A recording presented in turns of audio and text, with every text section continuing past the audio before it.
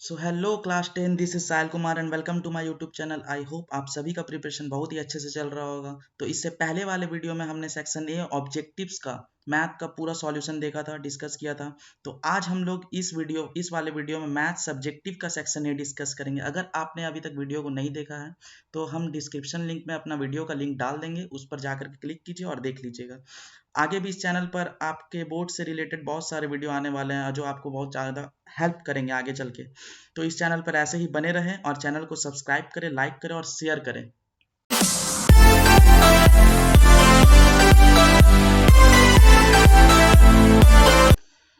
तो आज का पहला सवाल जल्दी जल्दी से देखते हैं। यदि HCF 657,306 हो इक्वल टू 9 हो तो एलसीएम 657,306 ज्ञात करना है, यानी कि एलसीएम फाइंड करना है। ये चैप्टर 1 का सवाल है एनसीईआरटी का। तो इसका सॉल्यूशन देखते हैं।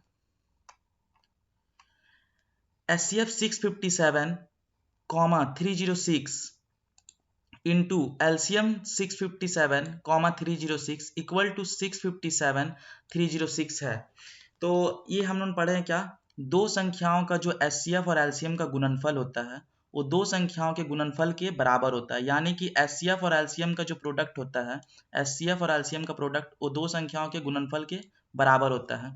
तो इसका एचसीएफ का वैल्यू क्वेश्चन में 9 दिया था, into LCM equal to 657 into 306। तो एलसीएम हो जाएगा, ये मल्टीप्लीकेशन में है, इधर इस तरफ वाले इक्वल टू के इस तरफ आएगा तो डिवीजन में आ जाएगा। यानी कि 9 का टेबल से डिवाइड करेंगे 657 को तो 73 इंटू 306 इक्वल टू आ जाएगा 22338। ये आपका करेक्ट आंसर है।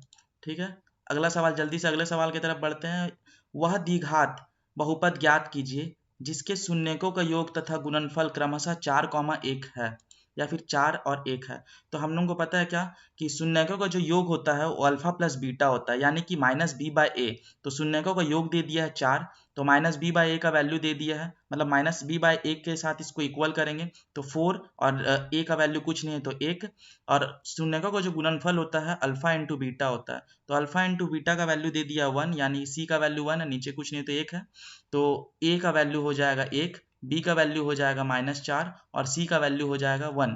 तो द्विघात बहुपद का स्टैंडर्ड फॉर्म होता है a x square plus b x plus c, यानी कि सबका वैल्यू को पुट करेंगे तो आंसर आ जाएगा ए का वैल्यू 1 पुट करेंगे यानी एक्स स्क्वायर माइनस माइनस इसलिए लगा क्योंकि बी के सामने वाले में माइनस लगा हुआ है, तो बी का वैल्यू है -4 एक्स प्लस सी का वैल्यू था 1। इसका correct answer x square -4x plus 1 है।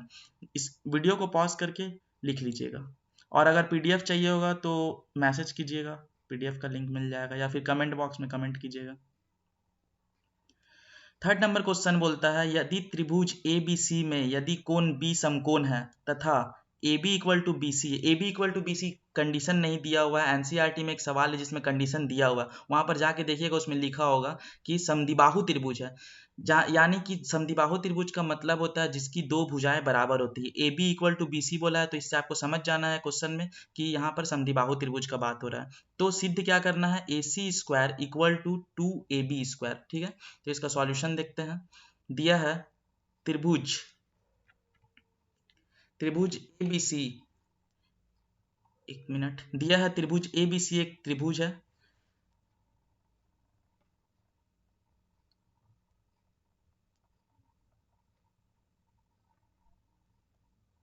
थोड़ा सा प्रॉब्लम हो रहा, हाँ, दिया है त्रिभुज ए बी सी एक त्रिभुज है जिसका angle B equal to, angle B जो है वो 90 डिग्री है। देखिए एक समकोण त्रिभुज बनाएंगे जिसका ए बी सी एक त्रिभुज है जिसका बी 90 डिग्री है। ए बी बराबर बी सी बोला था, यानी कि ये वाला पार्ट ए बी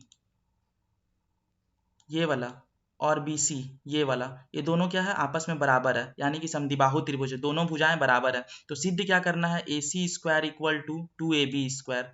तो प्रमाण में इसका आएंगे तो प्रमाण देखेंगे जल्दी जल्दी से।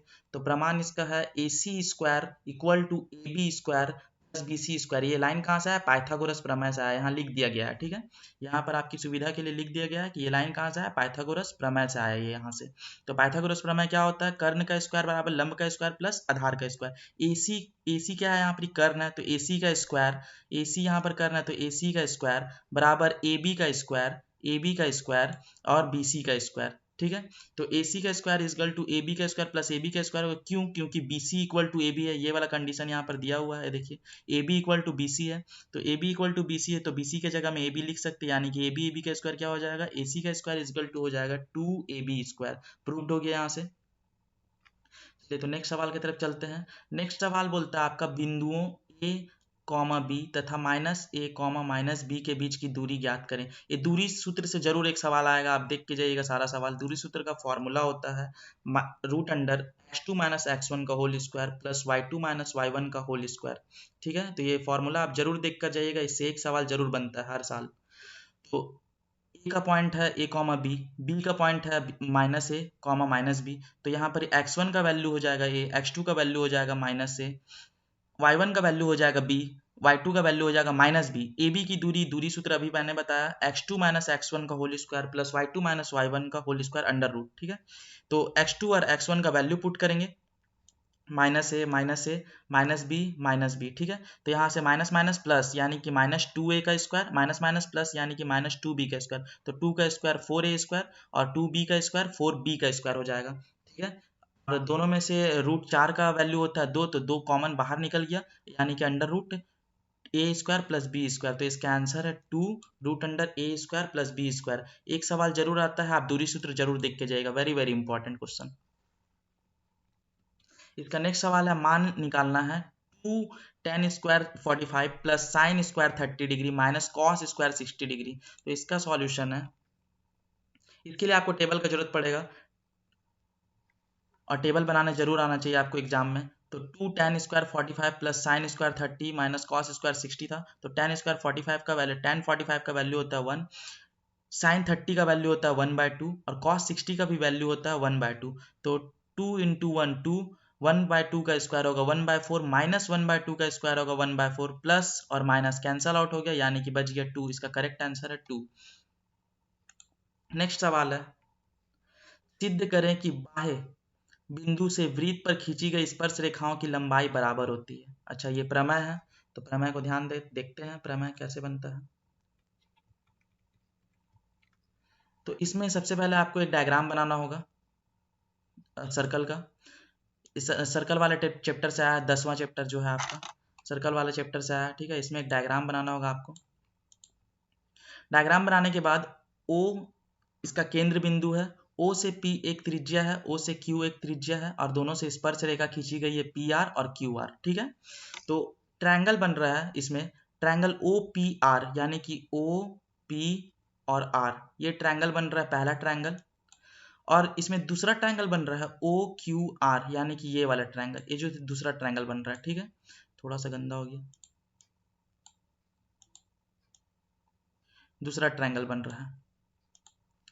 तो OP इक्वल टू OQ, यानी कि O से P और O से Q इक्वल होगा। क्यों इक्वल होगा? क्योंकि त्रिज्या है, तो एक वृत्त की त्रिज्या जितनी भी त्रिज्याएं खींची जाती सारी इक्वल होती है, तो OP इक्वल टू OQ हो जाएगा। Angle OPR equal to OQR होगा, angle OPR equal to OQR होगा। क्यों? एंगल P भी 90 डिग्री, एंगल Q भी 90 डिग्री, इसलिए दोनों इक्वल है। तो OR इक्वल टू OR, यहाँ पर OR इक्वल टू OR क्यों लिखा गया है? क्योंकि ये समांतर रेखा है दोनों त्रिभुज के लिए, दोनों त्रिभुज को आपस में यही रेखा डिवाइड कर रही है, यानी कि दोनों के लिए ये रेखा समांतर है। तो इन ट्रायंगल OPR सर्वांगसम होगा क्या? OQR से। कैसे? RHS, RHS इसलिए होगा right hand side rule. Right hand side का मतलब होता है 90 डिग्री, राइट हैंड साइड का मतलब क्या होता है? 90 डिग्री। ठीक है, अतः PR इक्वल टू QR होगा, यानी कि CPCT। CPCT क्या होता है? Corresponding part of congruent triangle. ठीक है, तो इससे ये प्रूव होता है। अगला सवाल देखते हैं। अगला सवाल है सिद्ध कीजिए, सॉरी 7 नंबर, वो तो सिद्ध कीजिए हो गया ना, सिद्ध। 7 नंबर, 20 बल्बों के एक समूह से 4 बल्ब खराब है। ये प्रायिकता से सवाल आया है, आपका आखिरी चैप्टर। तो 20 बल्बों के एक समूह से 4 बल्ब खराब है, इस समूह में एक बल्ब यादृच्छा निकाली जाती है, तो इसकी क्या यह खराब बल्ब होगा? यह बल्ब खराब नहीं हो सकता है। तो 20 बल्ब का एक समूह है जिसमें से 4 बल्ब खराब है, तो मान लीजिए क्वेश्चन में दिया गया है, तो इसमें संभव परिणाम यानी कि होता है टोटल आउटकम तो संभव परिणाम कितना दिया गया है संख्या का 20 बल्ब है क्योंकि अपने पास, तो जो भी आपके पास संख्या दिया जाता है कोई भी चीज का उसको आप संभव परिणाम मान लीजिएगा, टोटल जो संख्या रहेगा, ठीक है।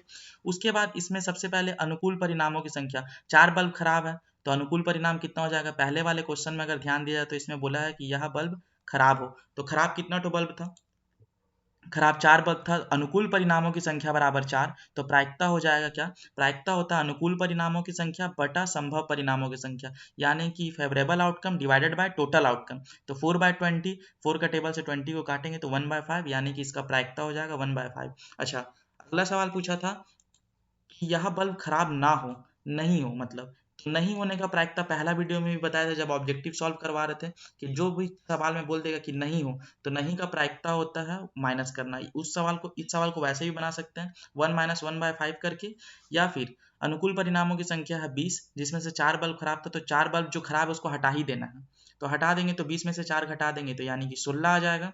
तो प्रायिकता हो जाएगा 16, यानी कि अनुकूल परिणाम हो गया 16 और संभव परिणाम तो 20 था ही, यानी कि 20 बल्ब था ही टोटल, तो अनुकूल बटा संभव, तो 4/5 इसका सॉल्यूशन है। तो आपका सेट जो भी मैथ का निकला हुआ उसका सेक्शन ए पूरा पूरा आज कंप्लीट है। नेक्स्ट वीडियो कल डालेंगे सेक्शन बी का। तो वीडियो को लाइक कीजिए, सब्सक्राइब कीजिए और शेयर कीजिए अगर वीडियो पसंद आ रहा है तो।